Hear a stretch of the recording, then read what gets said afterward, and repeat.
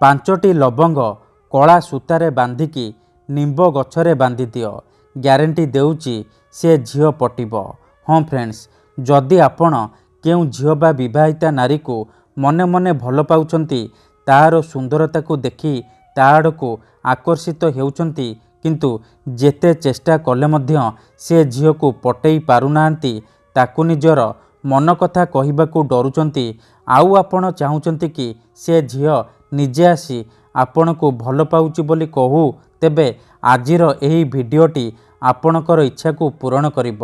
କାରଣ ଆଜିର ଏହି ଭିଡ଼ିଓଟିରେ ମୁଁ ଆପଣଙ୍କୁ ଶିଖେଇବି 5ଟି ଲବଙ୍ଗ ଆଉ କଳା ସୂତା ସାହାଯ୍ୟରେ ନାରୀ ମୋହିନୀ ବଶୀକରଣ ବିଦ୍ୟା, ଯାହାର ପ୍ରୟୋଗରେ ଆପଣ ସେ ଝିଅକୁ ଅତି ସହଜରେ ପଟେଇ ପାରିବେ।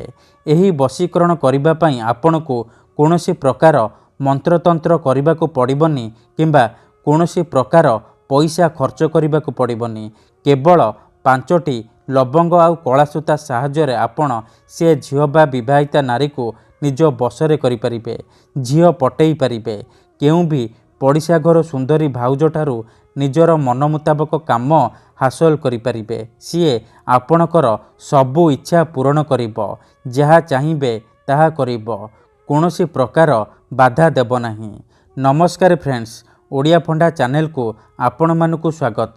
ଯଦି ଆପଣ ଝିଅ ପଟେଇବାକୁ ଚାହୁଁଛନ୍ତି କିମ୍ବା ବିବାହିତା ନାରୀକୁ ପଟେଇବାକୁ ଚାହୁଁଛନ୍ତି, ତେବେ ଆଜିର ଏହି ଭିଡ଼ିଓଟିକୁ ପୁରା ଧ୍ୟାନ ସହିତ ଶେଷ ପର୍ଯ୍ୟନ୍ତ ଦେଖିବେ। କାରଣ ଆଜିର ଏହି ଭିଡ଼ିଓଟିରେ ମୁଁ ଆପଣଙ୍କ ପାଇଁ ନେଇ ଆସିଛି ଆମର ତନ୍ତ୍ରଶାସ୍ତ୍ରରୁ ବିନା ମନ୍ତ୍ରତନ୍ତ୍ରରେ କେବଳ 5ଟି ଲବଙ୍ଗ ଆଉ କଳା ସୂତା ସାହାଯ୍ୟରେ ଝିଅ ପଟେଇବା ପାଇଁ ବଶୀକରଣ ଟୋଟକା। ଏହି ବଶୀକରଣ କରିବା ପାଇଁ ଆପଣଙ୍କୁ କୌଣସି ପ୍ରକାର ପଇସା ଖର୍ଚ୍ଚ କରିବାକୁ ପଡ଼ିବନି କିମ୍ବା କୌଣସି ପ୍ରକାର ମନ୍ତ୍ରତନ୍ତ୍ର କରିବାକୁ ପଡ଼ିବନି। କେବଳ 5ଟି ଲବଙ୍ଗକୁ କଳା ସୂତାରେ ବାନ୍ଧିକି ନିମ୍ବ ଗଛ ଡାଳରେ ବାନ୍ଧିଦେବେ। ତାପରେ ଦେଖିବେ ଚମତ୍କାର। ଯେଉଁ ଝିଅ ପଟୁନଥିଲା ସେ ଝିଅ ଆପେ ଆପେ ପଟିଯିବ। ନିଜେ ଆସି ଆପଣଙ୍କ ସହିତ କଥା ହେବ, ଆପଣଙ୍କୁ ଭଲ ପାଉଛି ବୋଲି କହିବ। ଯେଉଁ ବିବାହିତା ନାରୀକୁ ଆପଣ ଦିନରାତି ଭାବୁଛନ୍ତି, ସିଏ ଘରକୁ ଡାକିବ, ଯାହା ଚାହିଁବେ ତାହା କରିବ। ଏହି ବଶୀକରଣ ସାହାଯ୍ୟରେ ଆପଣ ଶାଶୁ, ନଣନ୍ଦ, ଦିଅର, ଭାଉଜ କାହାକୁ ବି ନିଜ ବଶରେ କରିପାରିବେ। ପଡ଼ିଶା ଘର ସୁନ୍ଦରୀ ଭାଉଜଠାରୁ ନିଜର ମନ ମୁତାବକ କାମ ହାସଲ କରିପାରିବେ। ଏହି ବଶୀକରଣ କରିବା ଅତି ସହଜ। ଏହାକୁ କେହି ବି ଅତି ସହଜରେ କରିପାରିବେ। ଏହାର ପ୍ରୟୋଗ ବିଧି ଅତି ସହଜ। ତେବେ ଏହି ବଶୀକରଣକୁ ଆପଣ କିପରି କରିବେ, କେମିତି କରିବେ, ଏହାର ପ୍ରୟୋଗ ବିଧି କ'ଣ, ମୁଁ ଆପଣଙ୍କୁ ବତେଇବି। ସମ୍ପୂର୍ଣ୍ଣ ପ୍ରୟୋଗ ବିଧି ଠିକ୍ ଭାବରେ ବତେଇବି। ଜାଣିବା ପାଇଁ ମୋର ଆପଣମାନଙ୍କୁ ଅନୁରୋଧ କି ଆପଣ ଭିଡ଼ିଓଟିକୁ ମୂଳରୁ ଶେଷ ପର୍ଯ୍ୟନ୍ତ ପୁରା ଧ୍ୟାନ ସହିତ ଦେଖିବେ। ବଶୀକରଣ କରିବା ପୂର୍ବରୁ ଆଉ ଗୋଟିଏ ବିଶେଷ କଥା ଜାଣି ରଖନ୍ତୁ। ମନ୍ତ୍ର, ତନ୍ତ୍ର, ଯନ୍ତ୍ର, ବଶୀକରଣ ଇଏ ଏମିତି ସେମିତି କାମ କରେନି। ମନରେ ସମ୍ପୂର୍ଣ୍ଣ ବିଶ୍ୱାସ, ନିଷ୍ଠା ଆଉ ଏକାଗ୍ରତାର ସହିତ ଆପଣଙ୍କୁ ଏହି ବିଧି କରିବାକୁ ପଡ଼ିବ।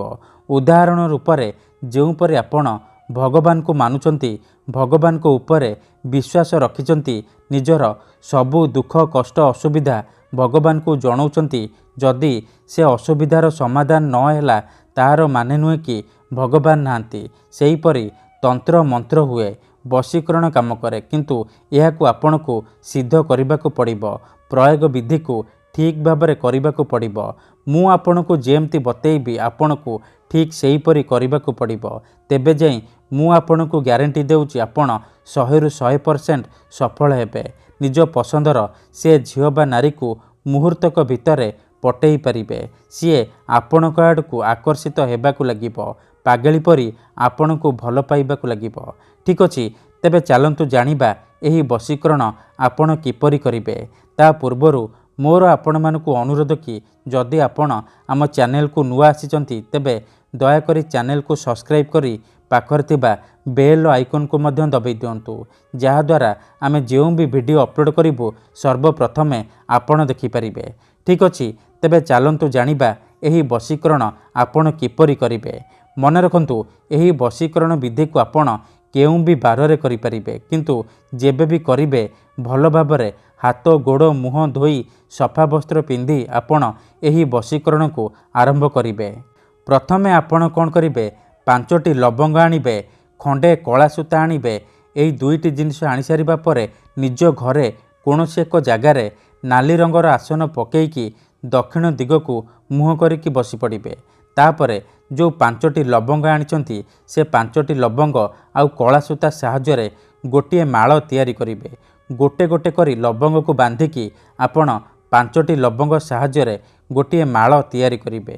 ତାପରେ ସେ ଯେଉଁ ମାଳ ହେଇଯିବ ସେ ମାଳରୁ ଗୋଟିଏ ଲବଙ୍ଗ ହାତରେ ଛୁଇଁବେ ଆଉ ସେଇ ଝିଅ ବା ସ୍ତ୍ରୀକୁ ମନେ ମନେ ଭାବିବେ, ତାର ନାମ ଗୋଟିଏ ଥର ଉଚ୍ଚାରଣ କରିବେ।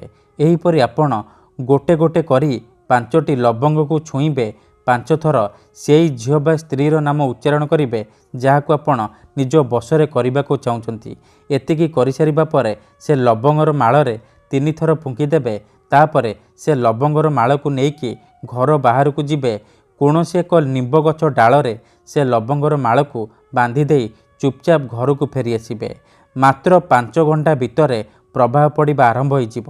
ସେ ଝିଅ ହେଉ ବା ବିବାହିତା ନାରୀ ଆପଣଙ୍କ ପ୍ରେମରେ ଦିବାନୀ ହୋଇଯିବ। ଧନ୍ୟବାଦ।